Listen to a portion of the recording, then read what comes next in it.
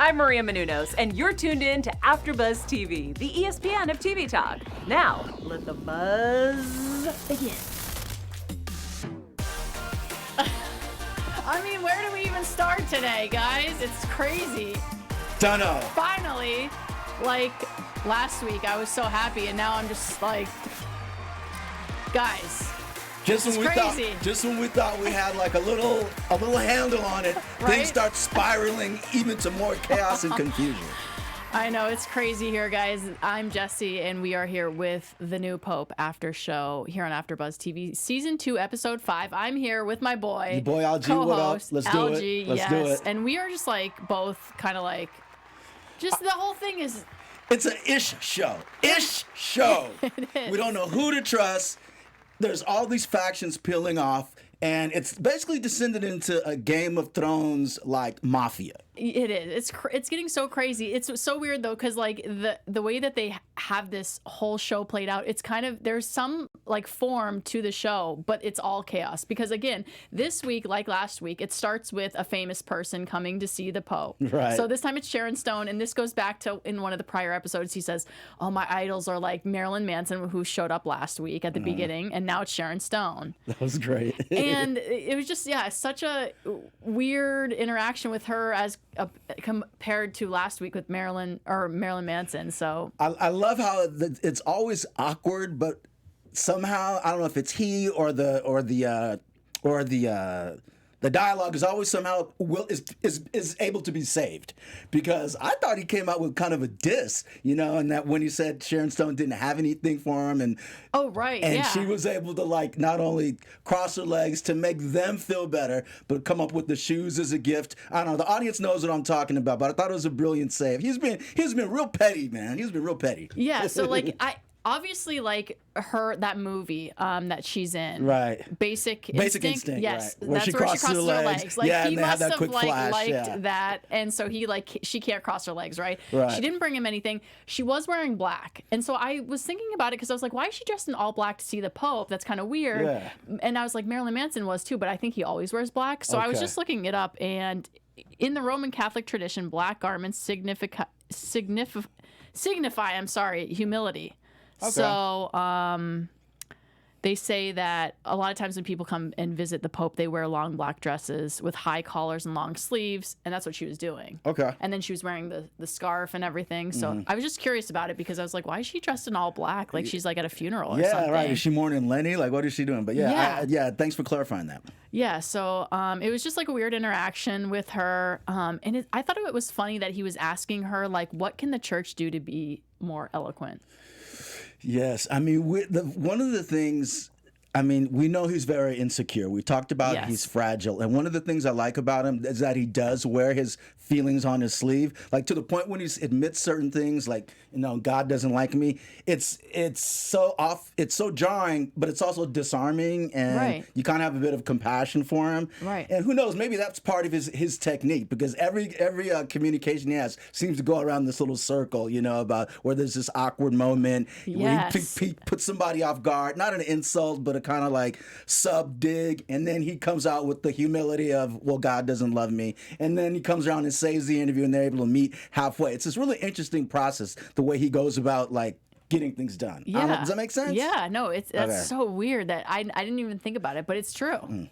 So we see that interaction, and then it breaks to, then they have the intro with the nuns dancing, and then the Lord's France 10 victims, and they were all like in wheelchairs. They were all wearing blue scarves. Oh man. It doesn't say much about it, and then it just moves on. And now we're back with Voyello and his buddy Bauer, right? Yeah. The guy who helped him kill The fixer. Pope, Pope Francis. They're in this like movie. What did you think of that whole scene with everything that's going on there? I mean, again, I loved how they're in this like risque European art film, and they're speaking in hushed voices again. So it's like the homage to the whole kind of like mafioso tactics and communication. They're kind of lit in black silhouette.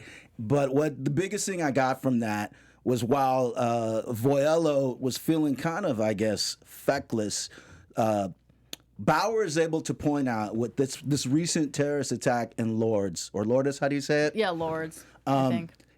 that actually has kind of given them, I guess, a vote of sympathy amongst the public and in the press that they previously didn't have. So he was able to call this to Voyello's attention, and they kind of like certify, Voyello's kind of like, yeah, thanks for pointing that out. And he's like, yo, that's why you got me, you know what I mean? So they kind of certify, their bond, and we kind of see, how things are really going with their relationship.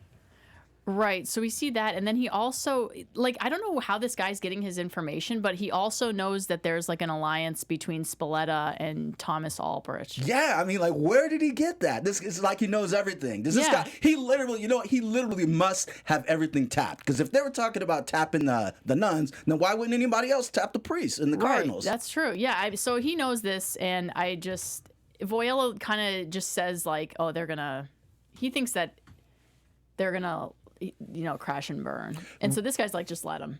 But was it Voyello who said also right when I feel like he said crash and burn, or one of them said crash and burn, he alluded to the fact that we can't, I don't know, I guess, let the Pope be compromised. So it's almost saying two different things. Right. So that's what Voyello was saying. So I think they're disagreeing here. I think Bauer wants him to just let it go and let them crash and burn, and then Voyello will be in power again. Okay. But for some reason, it seems like Voyello is protecting the Pope here. Yeah, I mean, maybe, yeah, I know it's and it doesn't seem like him. It seems counterintuitive, but maybe there's a shred, I don't want to say it's a shred of dignity in him that we didn't know about, but maybe as far as the long game, perhaps he sees that a pope can't totally crash and burn for the papacy to survive. Otherwise, what'll be left for him if everything's in flames? I don't know. Yeah, so there's just a lot going on in this episode, because then we see Sofia and the Pope, right? And he gives her his number, right? And then there's that weird interaction where she's like, "Did you hire my husband because you have faith in me?" Right. And he's like, "No." And then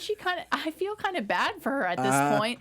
Because now we're finding out what we didn't know last week. Remember, we're like, and you were totally right, because I didn't know. I was just guessing. Yeah, and what that revealed to me was I always assumed that Who and her husband were in cahoots, especially when you see how the control she has over him, sexually, which to me reveals a whole lot of other control. But she really appears to be in the dark. At least that's the way she's playing it, right? Yeah, that's what it seems like. So she seems upset, and she's asking why he hired him.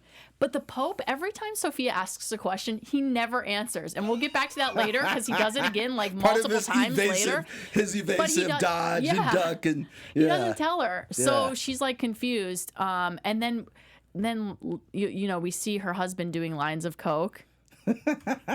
Okay, so this surprise. This is again where this episode gets so confusing, because then after that we see him doing lines of coke. We see Faisal with a nun. So the guy that was one of the migrants, right? He was left over. He stayed on the property. He's hooking up with a nun, right? And then one of the nuns are pregnant. I'm sorry. Yeah. But that's I don't know. her. But is that her? That's what we're gotta trying to be her. Okay, it's yeah, because I was trying right? to. Who else could it be? Because they alluded. There's just so much stuff. They alluded to. You're right. They alluded to their affair when their Voyello was going over the taps of all the mics he had hidden. But also there was a couple of other nuns who seemed to be having trysts. So it's almost hard to nail down. Yeah, for sure. But and these moments that we're seeing are literally minutes to seconds of these people for a whole episode. So it's just random. So we see that these flashes, and then the Pope goes to Lourdes because he's going to give this speech. He's on site where the people were killed, and everybody's there to see him. And he's just screaming no. He's just screaming no. No. Yeah. No. No. And then everybody's chanting with him. They're like, no, no, no. And it's a thing. It feels like they're at a soccer game, a European soccer game, where everybody's chanting. And now it's the Pope's doing it. Now he's a star. Yeah, I mean, he finally tapped into something visceral, which I think he had been trying to do, right? Totally, something gut and emotional, I guess. Yeah, and he's driving back to the Vatican, and even at the Vatican, they're all screaming no, and then we have these flashbacks. This is where I'm this episode is so crazy, because we're going through these things, and then a flashback happens with him and Adam that for me told me nothing. Basically, he was going out for a drive, and Adam had to stay back and write, and then the millipede was there. I have no idea still what's happening with these millipedes. They're creepy. And the millipede pops up later on Lenny. I'm sorry, and it comes out of his box, his sleep box. It's just so much crazy stuff with these millipedes. Yeah. So after these weird 30-second clips of whatever's going on, then we're back home with the Pope. and everybody loves the Pope now. And so he, they're reading the paper and stuff like this, and then he asks Voyello, what did you think of everything that was like going on between Voyello and the Pope in that scene?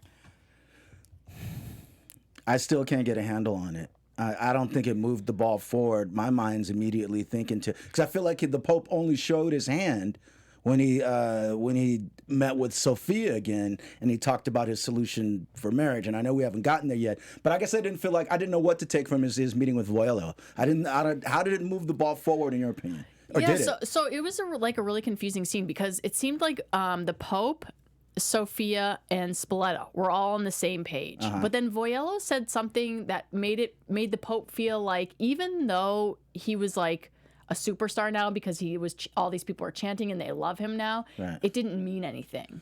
So I feel I don't know, because I felt like there were like butting heads there, but at the same time, I think that spoke to the Pope, which led him later to make this move. So with what Voyello said and what Sharon Stone said, just moving kind of forward with this, but like, so after hearing what Sharon Stone said about like, why can't gay people get married?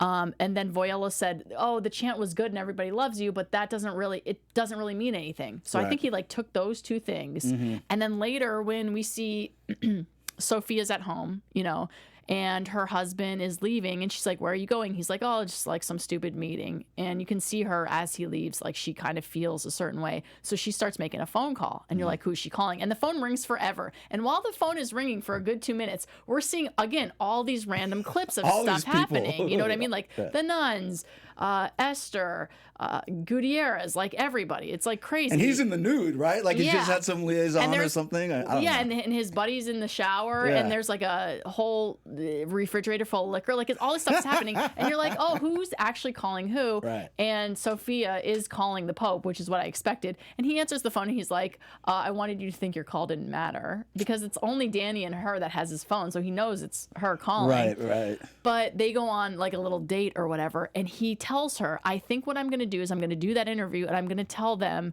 I'm going to tackle the issue of like all the sexual abuse in the church, and I'm going to let gay marriage and just priests get married, whether that be if they are gay or straight. I'm going to let them get married. And she's like, wow, that's huge. And I'm like, oh my gosh, this is crazy, because that's what Sharon Stone said.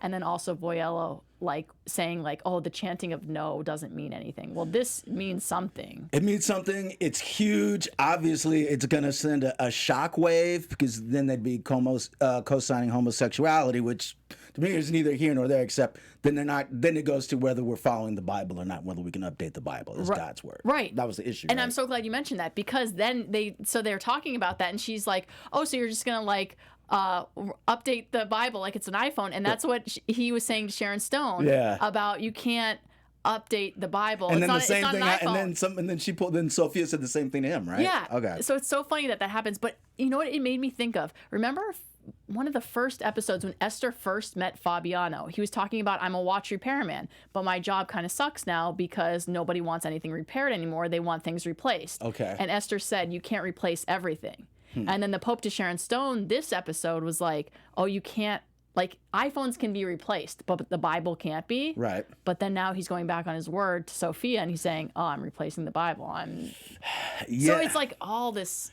stuff from other episodes is like intertwined with this episode. And then, so this is just like getting so confusing. I could talk about this episode for like a year. But in that meeting with Sofia, they also talk about Pope Francis's death, because they went to the catacombs, and she's like, oh, this is a weird first date. And he's like, I want to visit Francis II's tomb, or I can't remember what he calls it, but he says, do you find his death weird? And she's like, no. And he's like, wait, why not? And she's like, yeah, there's rumors about Voyello, but I pay it no attention. And so he's like, why do you do that? And she's like, oh, he's the scapegoat.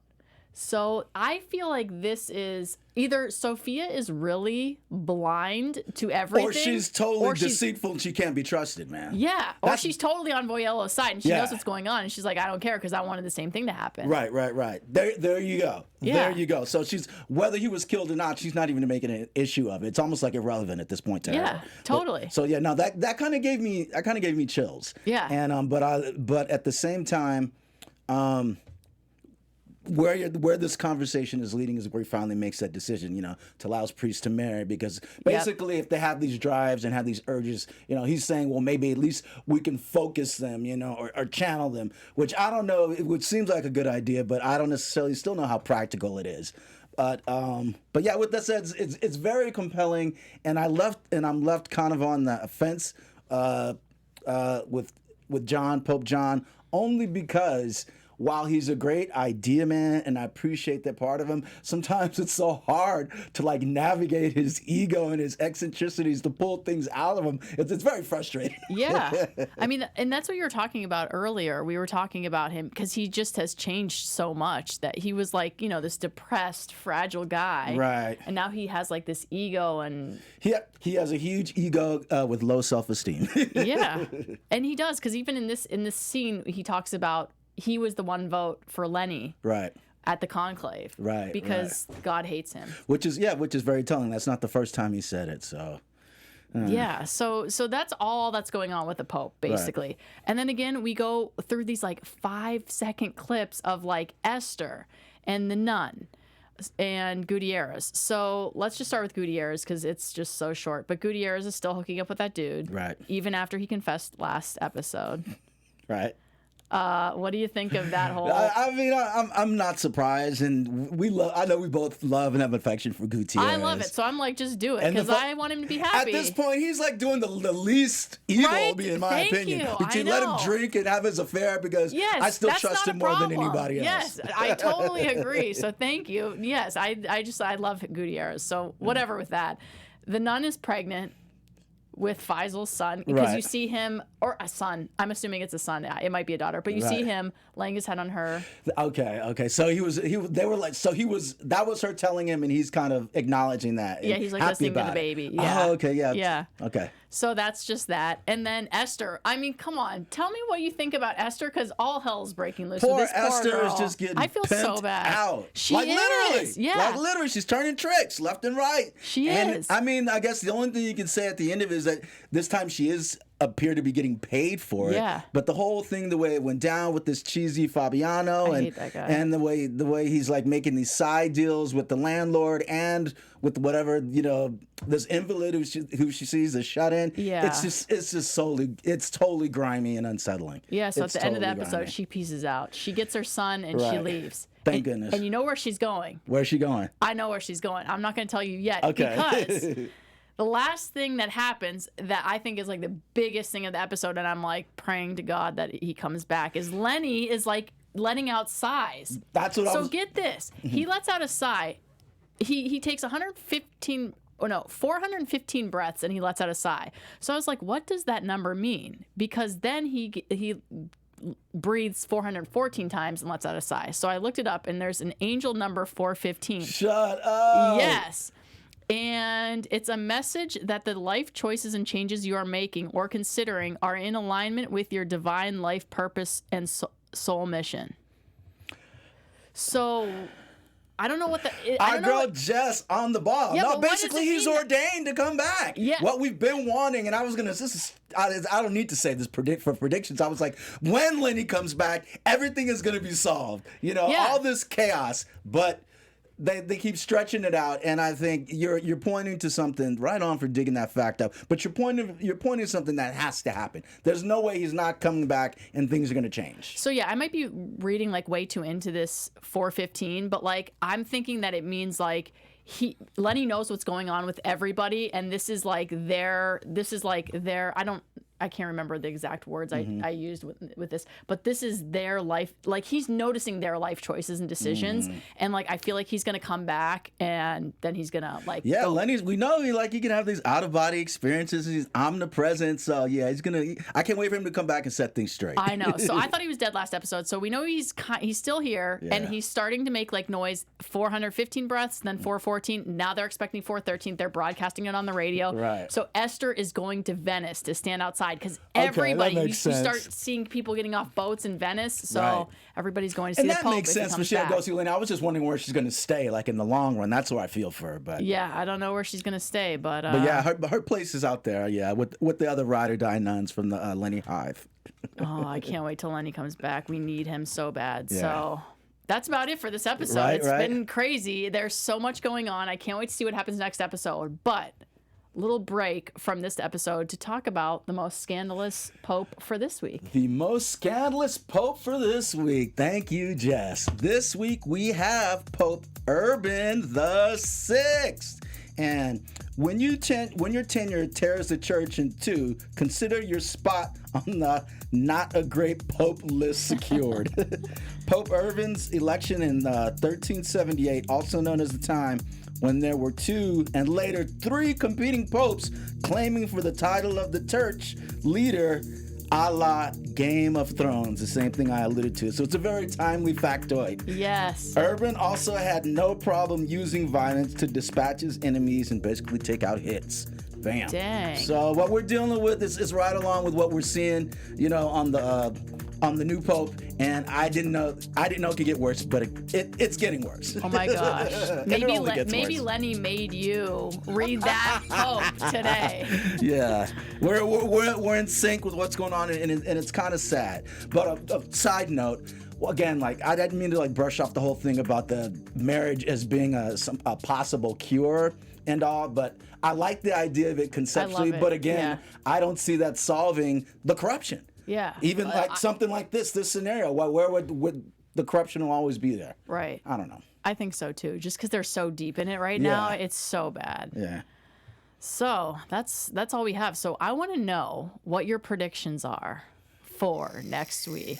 Oh man. Well, I gave Now, you're AfterBuzz TV. I predict that Sofia has to get busted out. I think she's playing both sides of the fence. Before, I didn't know whether to give her the credit of being naive, and she's playing that to the bone. But at this point in time, when she tilted her hand as far as having some respect, and I read loyalty to Voyello, I think she's going to get exposed, and she's got to get exposed. And I think Lenny's going to be the one to come back and do it. Bam! So what do you think's going to happen with her and her husband then?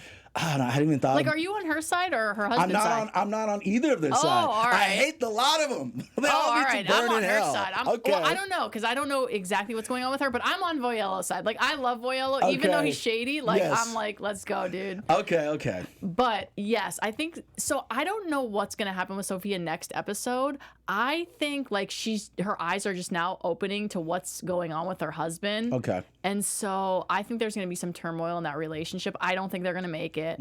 But Jess, how could she this is really irking me. How could she so just quickly dismiss the idea that the previous Pope Francis had been murdered? How could she just dismiss that so out of her I hand? know. So that's the part that I'm struggling with because I'm like, are you that stupid that you are you that blind that you didn't know your husband was getting in an alliance with somebody else, Right. and doing all this shady shit? And this is So all then I'm supposedly rumblings in the press and social media. I'm sorry, Kachab, No, but yeah. it just bugs me. I can't believe she's that innocent. Well, so that's the thing because I thought she was this badass. I was super Yeah. smart. I still think she is, but if she has no idea what her husband's doing, maybe she has no idea what Voyello's doing. Or maybe she knows what Voyello did and she wanted that done too. Yes. So, which is what I think too. Yeah. Yes, which makes her more so hardcore.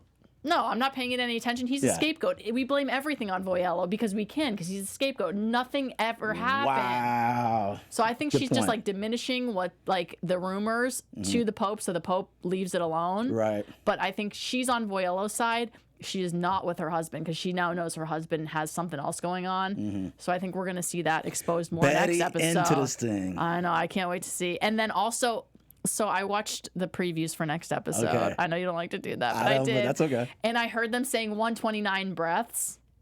Okay. Did And you then- happen to look that up? No, I should have. I'm sorry. No, I just thought it meant it started at 400 and now they're down to 129. So I'm thinking, is it going to get all the way down to 1 and then Lenny's going to be awake? He has to. Well, and then people keep saying Pius is back. So I'm like, oh, so I hope Lenny comes back. It's just a matter of time. If he dies, I'm going to be so pissed. Yeah, it's just a matter of time. What episode? This one, the next one, the Yes. following? So that's it, guys. That is it for next episode. I literally am dying right now. I Drained. can't wait. We are drained here at AfterBuzz TV. So, Al, tell everybody where they can find you. Everybody, your boy Al. You can find me on Instagram at alg_Jamaica House Film. And I'm Jessie Zahner. You can find me all over social media at Athletic. And until next week, see you guys. Our founder, Keven Undergaro, and me, Maria Menounos, would like to thank you for tuning in to AfterBuzz TV. Remember, we're not just the first, we're the biggest in the world, and we're the only destination for all your favorite TV shows. Whatever you crave, we've got it. So go to AfterBuzzTV.com and check out our lineup. Buzz you later.